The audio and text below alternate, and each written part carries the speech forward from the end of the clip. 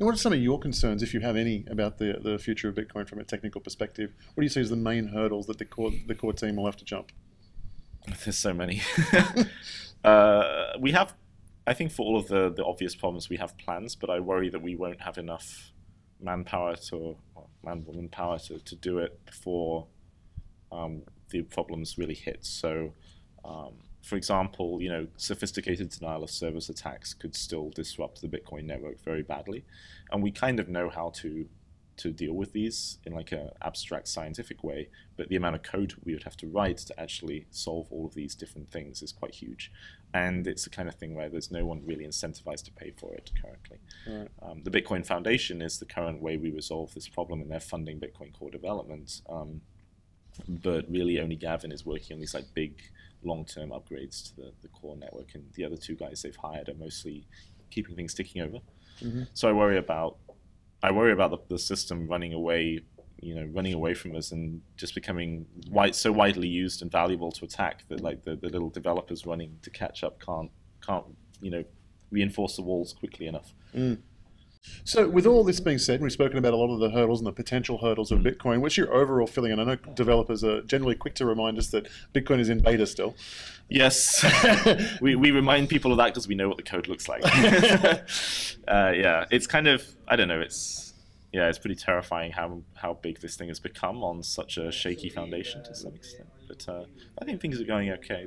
If 5 years ago you had told me that this is where we would be in only 5 years, I would have said you were crazy. Yeah.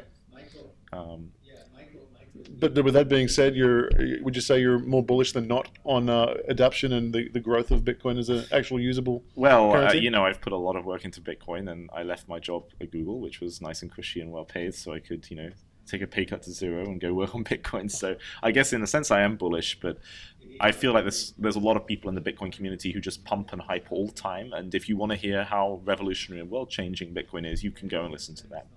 And what we also need are people who, thinking about the downsides and are more like maybe level-headed about it a bit, and we say, yeah, this is a revolutionary idea for sure, but that doesn't mean it's going to take over the world. It doesn't mean it's going to be plain sailing, and that's what you get with the developers. We often, we're saying like we're acting as a counterbalance to that, saying, well, trying to keep it grounded. You have to, yeah, right. It's funny, like the guys I think who pump and hype the most, they are not very close to the code or the infrastructure, and I think we work with it every day, so we see the limits and the warts and all of the fragility and stuff in there. So. And I would confess I'm in that category in that I don't have the technical skill to understand all of those threats. Right. I see a lot of the exciting potential and whatever else, and I have faith that you guys will do what needs to be done in a timely manner, but there is a lot of faith in there. Really. Yeah, there is. There's not very many people doing this work, which is a problem we have to solve. And, this is bigger and bigger system riding on the shoulders of very few people, which is not sustainable. Yeah. We saw this, I think, back in February with malleability attacks that happened on the network. Sorry.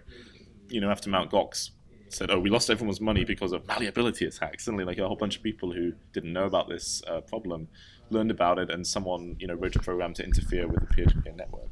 And lots of people were like, well, this came out of nowhere. What's going on? How can this have been allowed? What are the developers doing?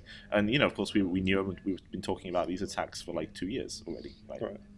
And they just have not been a high priority to fix because there are even more broken things that need to be fixed. So these things can come out of nowhere.